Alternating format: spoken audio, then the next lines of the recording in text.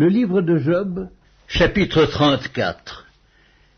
Élihu reprit et dit, « Sages, écoutez mes discours, vous qui êtes intelligents, prêtez-moi l'oreille, car l'oreille discerne les paroles comme le palais savoure les aliments. Choisissons ce qui est juste, voyons entre nous ce qui est bon. » Job dit, « Je suis innocent, et Dieu me refuse justice. J'ai raison et je passe pour menteur. Ma plaie est douloureuse, et je suis sans péché. Y a-t-il un homme semblable à Job, buvant la raillerie comme l'eau, marchant en société de ceux qui font le mal, cheminant de pair avec les impies?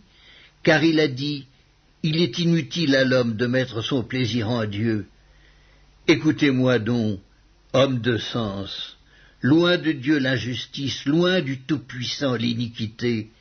Il rétribue chacun selon ses voies, il rend à l'homme selon ses œuvres. Non, certes, Dieu ne commet pas l'iniquité, le Tout-Puissant ne viole pas la justice. Qui l'a chargé de gouverner la terre? Qui a confié l'univers à ses soins? S'il ne pensait qu'à lui-même, s'il retirait à lui son esprit et son souffle, toute chair périrait soudain, et l'homme rentrerait dans la poussière. Si tu as de l'intelligence, écoute ceci, prête l'oreille au son de mes paroles. Un ennemi de la justice régnerait-il, et condamneras-tu le juste, le puissant, qui proclame la méchanceté des rois et l'iniquité des princes, qui n'a point égard à l'apparence des grands et ne distingue pas le riche du pauvre, parce que tous sont l'ouvrage de ses mains? En un instant il perd de la vie. Au milieu de la nuit, un peuple chancelle et périt.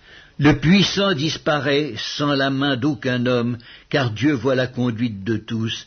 Il a les regards sur les pas de chacun. Il n'y a ni ténèbres ni ombre de la mort où puissent se cacher ceux qui commettent l'iniquité. Dieu n'a pas besoin d'observer longtemps pour qu'un homme entre en jugement avec lui. Il brise les grands sans information, et il en met d'autres à leur place, car il connaît leurs œuvres, il les renverse de nuit, et ils sont écrasés, il les frappe comme des impies, à la face de tous les regards, et se détournant de lui, en abandonnant toutes ses voies, ils ont fait monter à Dieu le cri du pauvre, ils l'ont rendu attentif au cri des malheureux. S'il donne le repos, qui répandra le trouble? S'il cache sa face, qui pourra le voir? Il traite à l'égal soit une nation, soit un homme, afin que l'impie ne domine plus, et qu'il ne soit plus un piège pour le peuple. Car a-t-il jamais dit à Dieu, « J'ai été châtié, je ne pécherai plus » Montre-moi ce que je ne vois pas. Si j'ai commis des injustices, je n'en commettrai plus. Est-ce d'après toi que Dieu rendra la justice? C'est toi qui rejettes, qui choisis, mais non pas moi.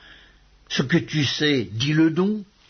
Les hommes de sens seront de mon avis. Le sage qui m'écoute pensera comme moi.